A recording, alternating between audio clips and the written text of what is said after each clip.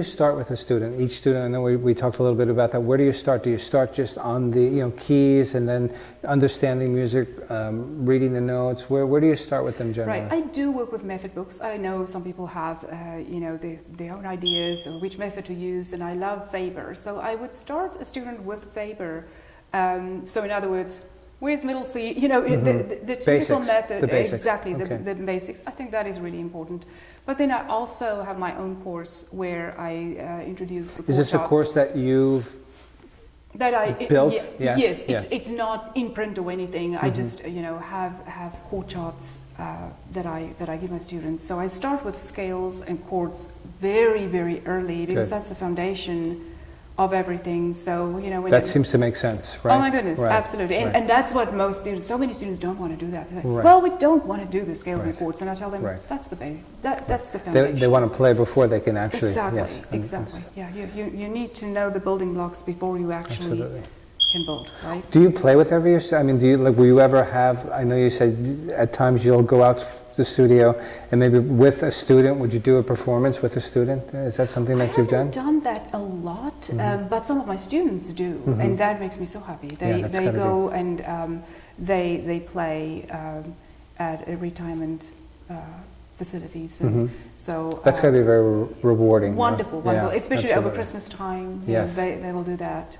So yes, that's wonderful. Tell us about your website a little bit. I know I have it here, the perfectpitchmusic.com. Yes, Tell us that's a little right. bit about that. That's right. Well, yes, it needs an update, but they always do. Yes, it's always a work in progress. It's long overdue. So that's just to present myself as a teacher in Kingwood, so that people can find me. Sure. And I'm also part of Kingwood Humble Music Teachers Association, which is a small but very active group of teachers. All music teachers, all piano. Are they different? Is it just piano, acoustic, or is it? At this point, just piano. We've been trying to attract some guitar teachers and violin teachers and voice teachers, but at this point it's just piano. We're just 14, just a really small group. Sure.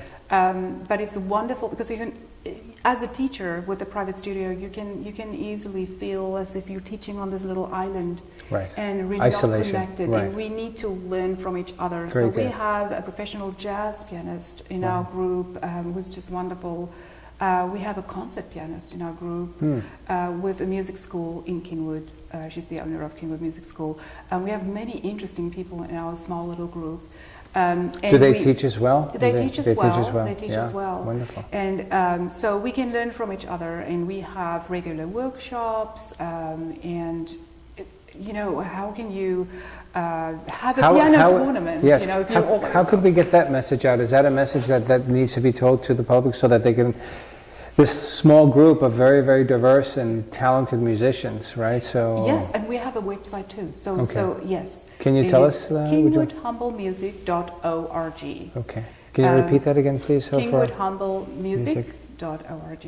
Perfect. Okay. Yes. Good. Yes. So we have, so we have profiles of all the teachers on there, and so that if people in Kingwood need a teacher, they can go to that site, and then I have my link of my site on there so that they can find me like that. But it's been wonderful to just get to know so many of the teachers in Kingwood and area, and we together then will have a piano tournament for the more competitive students. Very good. To a take competition. Part in. Yes. Exactly, so that Excellent. we can compete, our students can compete with each other, and we have a piano music hall, because some students really need those events that they can work towards for motivation.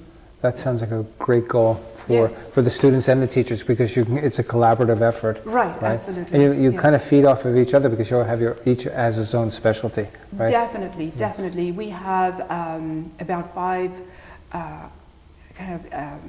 programs per year. We meet every month.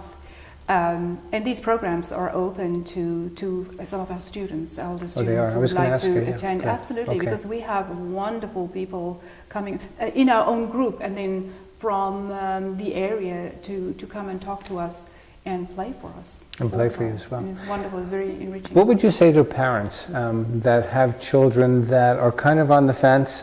Some say, hey, I want to play, but I don't have time to play, or I'd like to play, but I don't know how to play. What would you say to a parent that, or even an adult that's looking at an acoustic piano and say, hey, I think I want to play. I don't know if I can play. The adult or for the child? Let's start with the child, yeah. What about a child? Yeah. Yes, well, you were talking about some of the challenges we have as piano teachers, and what I have heard before is from a parent is, well, we're not sure whether he is really going to take to it, so we'll buy a piano as soon as we see. Well, it's like saying, well, I don't know whether you'll like soccer, we'll buy him a soccer ball once he can play, right? So I always tell them, you need a good instrument. That's one of the challenges, because so many times do you encourage an acoustic piano or a digital piano? Definitely acoustic, but I know some students, some studios don't allow students with digital pianos. They have to have acoustic. I love digital pianos too. So they, as long as the keys are weighted and it's 88 keys, they're allowed to start on that. But of course, as they progress and really take to it, I do ask students or parents to think about an acoustic piano. Making the investment. Absolutely, it is. That is so important. Absolutely, great. Well, I know you compose, and we would love to hear some of the things that you composed, and perhaps play a little something for us. Yes, so like I said, most of my compositions nowadays is all done on computer, and what I can play for you today is really more of an arrangement. Oh, before I do that, can I tell you about... Absolutely. Okay, so of course Kingwood flooded really terribly, like the rest of Houston last year. And right after the flood, we didn't flood, so my piano was okay, and we were so grateful, but so many of our friends flooded, and they were going through this terrible time of rebuilding.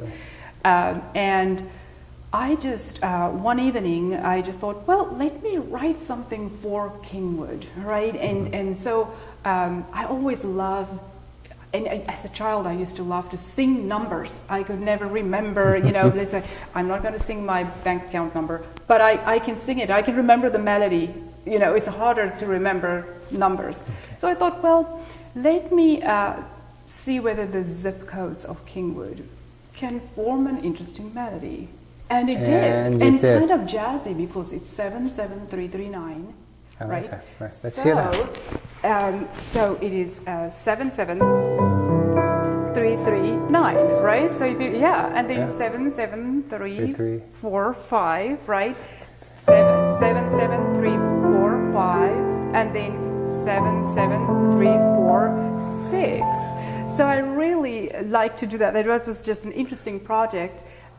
So I used all three of the zip codes for my melody, and then I took it a little further, and I thought, well, what if we take the letters of the word Kingwood, right? We count them in the alphabet, and we come up with something. And that was surprisingly nice too. We have to hear that. Please play that for us. Yeah, so the Kingwood would be... all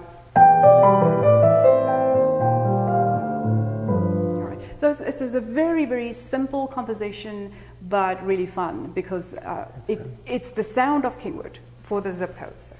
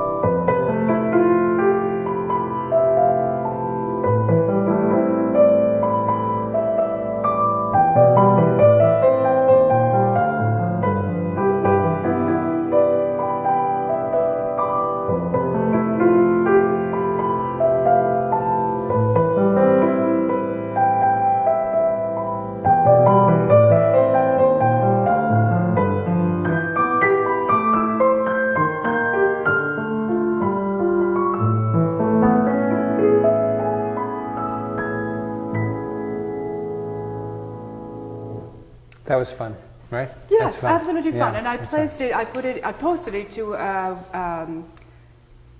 a Facebook page called "Flooding Kingwood with Kindness," Beautiful. and right after the flood, and paired that with pictures that I've taken all over Kingwood. So hopefully it lifted a few spirits after the flood. In the was that where was it? It was that the zip code? It sounded like the 773. Yes, 77339, Yeah. and then 77345, That's very, very and then creative. 77346, and then this is. That's the word Kingwood. Kingwood. So, yes. That's beautiful. I had a lot of fun figuring that out. Yes. Elna, thank you very, very much for taking the time to spend with us at the studio today. In leaving, just tell us a little, how the audience can get in touch with you, website, phone call, text, whatever that is, and are you taking new students? And just kind of walk us through. We want our audience to be able to reach out to you as well. Right, absolutely. So I am you can find me at perfectpitchmusic.com. Okay. There are hyphens in between, right? So perfect-pitch-music.com, and I can always put you on a waiting list, as I don't have spaces now. But You don't have I spaces can now, definitely okay. direct them. I don't, but I can direct you to wonderful teachers in our group Fantastic. if I cannot place you. Fantastic. Well, thank you. You're very welcome. Thank you very much. You're very special. Thank you. Thank you Thank so you. much.